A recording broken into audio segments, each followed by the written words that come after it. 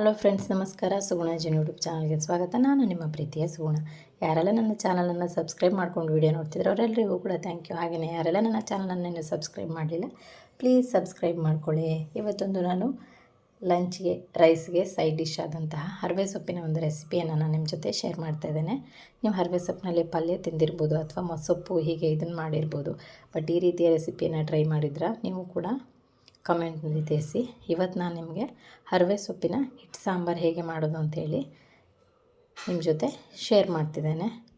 Okay, ನಾನಿಲ್ಲೊಂದು mixie ಜಾರನ್ನು ತೊಗೊಂಡಿದ್ದೇನೆ.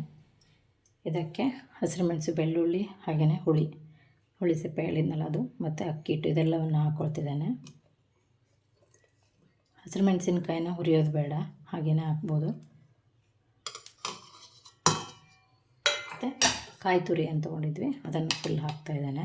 ಸ್ವಲ್ಪ ಉಪ್ಪನ್ನು ಹಾಕಿ ಇದಕ್ಕೆ ಸ್ವಲ್ಪ ನೀರನ್ನು ಹಾಕಿ ಗ್ರೈಂಡ್ ಮಾಡ್ಕೊಳ್ಳೋಣ. ಓಕೆ, ನಾನು ಈ ರೀತಿಯಾಗಿ ಗ್ರೈಂಡ್ ಮಾಡ್ಕೊಂಡಿದ್ದೇನೆ, ಪೇಸ್ಟ್ ರೆಡಿ ಮಾಡ್ಕೊಂಡಿದ್ದೇನೆ. ಈಗ ಇಲ್ಲಿ ಪ್ಯಾನನ್ನು ಬಿಸಿ ಇಟ್ಟಿದ್ದೇನೆ. 1-2 ಸ್ಪೂನ್ ಆಗುವಷ್ಟು ಕೊಬ್ಬರಿ ಎಣ್ಣೆನ ಹಾಕ್ತಾಯಿದ್ದೇನೆ. ನೀವು ಯಾವುದಾದ್ರೂ ಹಾಕ್ಕೊಳ್ಬೋದು. ಒಗ್ಗರಣೆಗೆ ಸಾಸಿವೆಯನ್ನು ಹಾಕ್ತಾಯಿದ್ದೇನೆ. ಬೆಳ್ಳುಳ್ಳಿ ಸ್ವಲ್ಪ ಕಲರ್ ಚೇಂಜ್ ಆಗಲಿ. ಓಕೆ, ಬೆಳ್ಳುಳ್ಳಿ ಸ್ವಲ್ಪ ಕಲರ್ ಚೇಂಜ್ ಆಗ್ತಿದೆ. ಈಗ ಇದಕ್ಕೆ ನಾವೇನು ಹರವೆ ಸೊಪ್ಪನ್ನು ತೊಗೊಂಡಿರೋದನ್ನು ಫುಲ್ ಹಾಕ್ತಾಯಿದ್ದೇನೆ.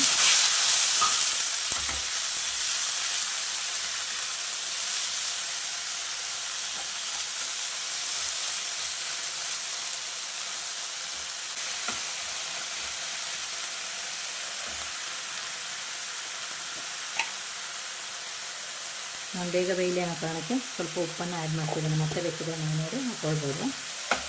ಈಗ ಇದನ್ನು ಚೆನ್ನಾಗಿ ಎಣ್ಣೆಯಲ್ಲಿ, ಒಗ್ಗರಣೆಯಲ್ಲಿ ಫ್ರೈ ಮಾಡಬೇಕು. ತುಂಬ ಇದು ಬೇಯಬೇಕಂತಿಲ್ಲ, ಸ್ವಲ್ಪ ಕಲರ್ ಚೇಂಜ್ ಆದರೆ ಸಾಕು ಎಣ್ಣೆಯಲ್ಲಿ.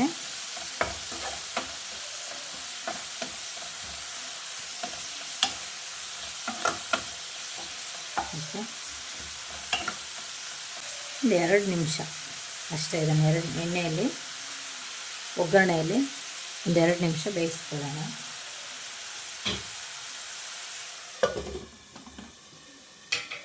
ಮುಚ್ಚಳ ಮುಚ್ಚಿ ನಾನು ಒಗ್ಗರಣೆಯಲ್ಲಿ 2 ನಿಮಿಷ ಬೇಯಿಸ್ಕೊಳ್ತೇನೆ. ಓಕೆ, ಸಾಕು. ಸ್ವಲ್ಪ ಕಲರ್ ಚೇಂಜ್ ಆಗಿದೆ.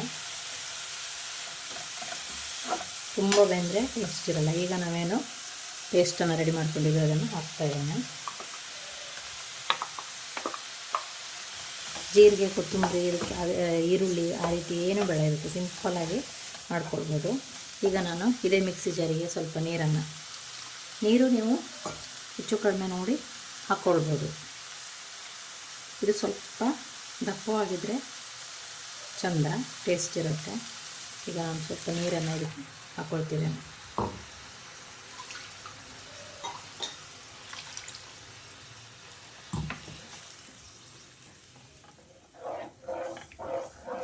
ಈಗ ಇದನ್ನು ಚೆನ್ನಾಗಿ ಮಿಕ್ಸ್ ಮಾಡಿ ನಾನು ಇನ್ನೂ 1 ಕಪ್ ನೀರನ್ನು ಆ್ಯಡ್ ಮಾಡ್ಕೊಳ್ತಿದ್ದೇನೆ.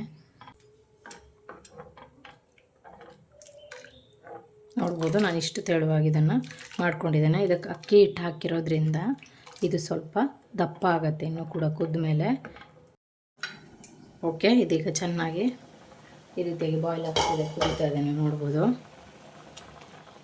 ಇದು ಹಿಟ್ಟು ಹಾಕಿರೋದ್ರಿಂದ ಸ್ವಲ್ಪ ಇನ್ನೂ ಆರಿದ ಮೇಲೆ ಇದು ಇನ್ನೂ ಸ್ವಲ್ಪ ದಪ್ಪ ಬರುತ್ತೆ, ಹಾಗಾಗಿ ಇಷ್ಟು ಸಾಕು. ಈಗ ಗ್ಯಾಸನ್ನು ಆಫ್ ಮಾಡ್ತಿದ್ದೇನೆ. ನಾನಿಲ್ಲೊಂದು ಬೌಲ್ಗೆ ಸರ್ವ್ ಮಾಡ್ಕೊಳ್ತಿದ್ದೇನೆ. ತುಂಬ ಟೇಸ್ಟಾಗಿರುತ್ತೆ, ನೀವು ಕೂಡ ಟ್ರೈ ಮಾಡಿ. ಈಸಿಯಾಗುತ್ತೆ. ಹರವೆ ಸೊಪ್ಪಿನಲ್ಲಿ ಈ ರೀತಿ ರೆಸಿಪಿ ಟ್ರೈ ಮಾಡಿದ್ರೆ ಕಮೆಂಟ್ನಲ್ಲಿ ತಿಳಿಸಿ. ಹಾಗೆಯೇ ನೀವು ಯಾವ ರೀತಿ ಮಾಡ್ತೀರಿ ಅಥವಾ ಏನೆಲ್ಲ ರೆಸಿಪಿ ಮಾಡ್ತೀರಿ ನನಗೆ ಕಮೆಂಟ್ನಲ್ಲಿ ತಿಳಿಸಿ. ಓಕೆ, ಹರವೆ ಸೊಪ್ಪಿನ ಹಿಟ್ಟು ಸಾಂಬಾರು ರೆಡಿಯಾಗಿದೆ. ನೀವು ಕೂಡ ಮನೇಲಿ ಟ್ರೈ ಮಾಡಿ, ಹೇಗಾಗಿದೆ ಅಂತ ನನಗೆ ಕಮೆಂಟ್ನಲ್ಲಿ ತಿಳಿಸಿ. ಇನ್ನೊಂದು ರೆಸಿಪಿಯೊಂದಿಗೆ ನಿಮ್ಮ ಜೊತೆ ಸಿಗ್ತೀನಿ. ಅಲ್ಲಿವರೆಗೂ ಬಾಯ್.